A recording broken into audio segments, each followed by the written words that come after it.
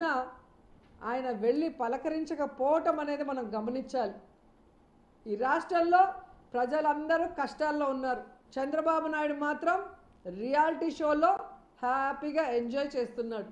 ఇక ముఖ్యమంత్రి గారితో సహా ఉప ముఖ్యమంత్రి గారు ఎక్కడైనా ఆడవాళ్ళకి ఇబ్బంది కలిగే విధంగా ఉంటే నేను వాళ్ళ కాళ్ళు చేతులు ఇంచి వాళ్ళని లోపల పెట్టిస్తాను, ఆడవాళ్ళ రక్షణ నా బాధ్యత, నన్ను నమ్మి ఓటేయండి అని చెప్పి ఎన్నికల ముందు చెప్పిన పవన్ కళ్యాణ్ గారు ఈరోజు ఇంతమంది చనిపోతుంటే, ఇంతమంది ఆడపిల్లలు రేప్ కాబడుతుంటే, ఇంతమంది ఆడపిల్లలు తగలబడిపోతుంటే, ముక్కలు ముక్కలైపోతుంటే మీ కళ్ళకి కనిపించడం లేదా, మీ చెవులకి వినిపించడం లేదా?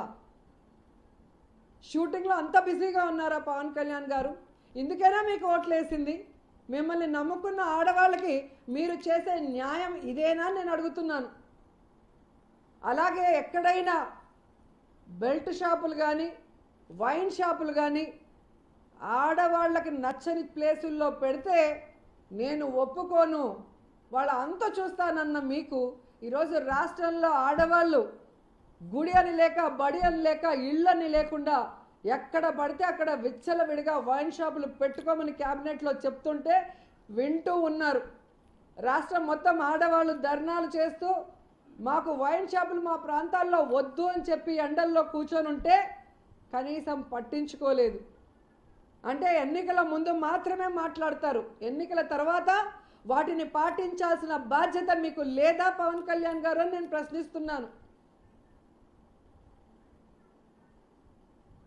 ఈరోజు మీరు చూస్తే మదనపల్లిలో ఫైల్స్ కాలిపోతే డీజీపీ గారిని స్పెషల్ ఫ్లైట్లో పంపిస్తారు, సిఐడి కేసు వేస్తారు. తెలుగుదేశం పార్టీ ఆఫీస్లో ఏదో జరిగిందని సిఐడి కేసు పెట్టి ఎవరెవరి పేర్లో దాంట్లో ఇరికించి కేసులు పెట్టి వేధించాలి, లోపల పెట్టాలన్న ఆలోచన చేస్తున్నారు. కానీ ఈ రాష్ట్రంలో ఇంతమంది ఆడపిల్లలకి అన్యాయం జరుగుతుంటే ఒక్క ఇష్యూలో అయినా మీరు దీని మీద సిఐడి కేసు వేసి విచారించి వాళ్ళకి న్యాయం చేయాలనుకున్నారా? అంతెందుకు, క్యాబినెట్ మీటింగ్లు ఇన్ని జరిగాయి కదా, ఒక్కసారైనా మహిళా భద్రత గురించి మీరు ఏదైనా గొప్పగా ఒక ఆలోచన చేశారని నేను అడుగుతున్నాను. ఎంతసేపు జగన్మోహన్ రెడ్డి గారి మీద కక్ష సాధిస్తూ ఆయన మీద దుమ్మెత్తిపోయటం, మీ చేతగానితనం, మీ అసమర్థ పాలనని గత ప్రభుత్వ ఫెయిల్యూర్గా చూపించుకోవడం, ఏదైతే జగన్మోహన్ రెడ్డి గారు ఆడపిల్లలకి అండగా తీసుకొచ్చిన దిశ చట్టాన్ని కానీ, దిశ యాప్ని కానీ, మహిళా పోలీస్ స్టేషన్లు కానీ, ఆ వ్యవస్థని మొత్తం నిర్వీర్యం చేయడం తప్ప మీరు ఏం చేస్తున్నారని నేను అడుగుతున్నాను. అసలు లోకేష్ గారు, అనిత గారు ఆ రోజు దిశ చట్టాన్ని పేపర్లంతా తగలబెట్టేసి ఎంజాయ్ చేశారు. వాళ్ళకి సూటిగా ప్రశ్నిస్తున్నా, ఈరోజు మీ కళ్ళ ముందు తగలబడిపోతున్న ఆడపిల్లలకి మీరేం న్యాయం చేస్తారు చెప్పండి. ఈరోజు మీ ప్రభుత్వం ఉంది కదా అధికారంలో, పైన బీజేపీ, మీ కూటమి ప్రభుత్వమే కదా, మరి ఆడపిల్లల మీద మీకు ఏమాత్రం ప్రేమ, అభిమానం, గౌరవం ఉంటే ఆ దిశ చట్టాన్ని మరి చేసుకొని రండి. ఆ దిశ యాప్ని మళ్ళీ పునరుద్ధరించండి. పోలీస్ స్టేషన్లు, మహిళా పోలీస్ స్టేషన్లు పునరుద్ధరించండి. ఈరోజు ఆ దిశ యాప్ ఉంటే ఎస్ఓఎస్ కనుక ఈ ఆడపిల్లలకి అన్యాయం జరుగుండేదని నేను అడుగుతున్నాను.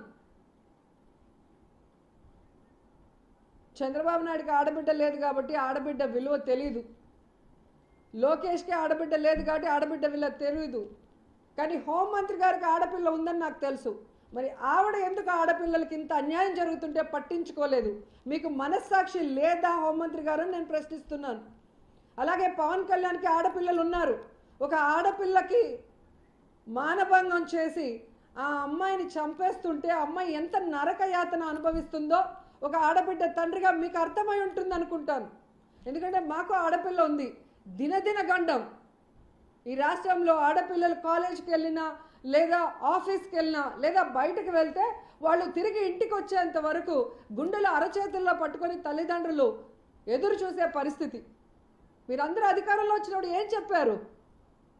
చంద్రబాబు నాయుడు ముఖ్యమంత్రి అయిపోయాడు, నేను ఉప ముఖ్యమంత్రి అయిపోయాను, ఇక అందరూ గుండెల మీద చేసుకొని నిద్రపోవచ్చని ఆ రోజు మీ పార్టీలో వాళ్ళు మాట్లాడారు. ఈరోజు కళ్ళ మీద కునుకు లేదు ఆడపిల్లలకు కానీ ఆడపిల్లల్ని కన్న తల్లిదండ్రులకి. ఇదేనా మీ బాధ్యత? షూటింగ్లు చేసుకుంటూ ఫ్రైడే అయితే హైదరాబాద్కి పోయి ఎంజాయ్ చేయడమేనా మీ బాధ్యత? మీ కోట్లేసిన ప్రజలకి రక్షణ కల్పించడం, వాళ్ళకి చెప్పిన వాగ్దానాలు నెరవేర్చాలి అన్న చిత్తశుద్ధి మీకు లేదా అని ప్రశ్నిస్తున్నాను. బాలకృష్ణ గారు షూటింగ్లు చేసుకుంటూ ఎంజాయ్ చేసుకునే వాళ్ళైతే ఎందుకండి మీకు పాలిటిక్స్?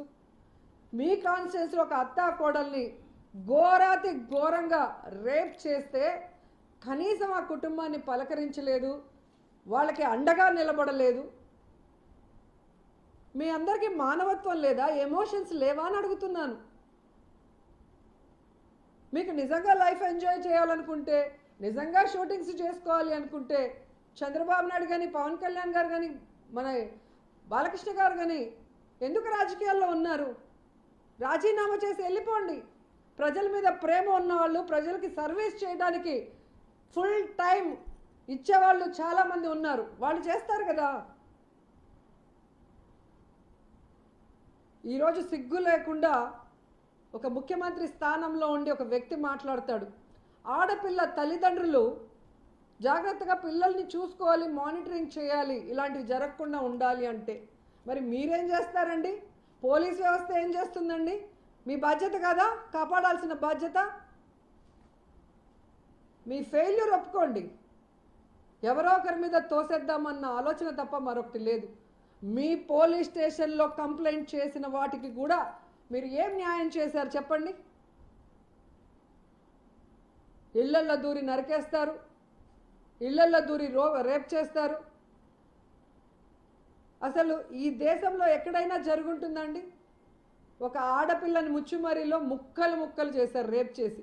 ఇంతవరకు ఆ బాడీ నా తల్లిదండ్రులకు ఇచ్చేదానికి యోగ్యత లేదు. మీరు కూడా మమ్మల్ని, మా నాయకుడిని మాట్లాడతారు.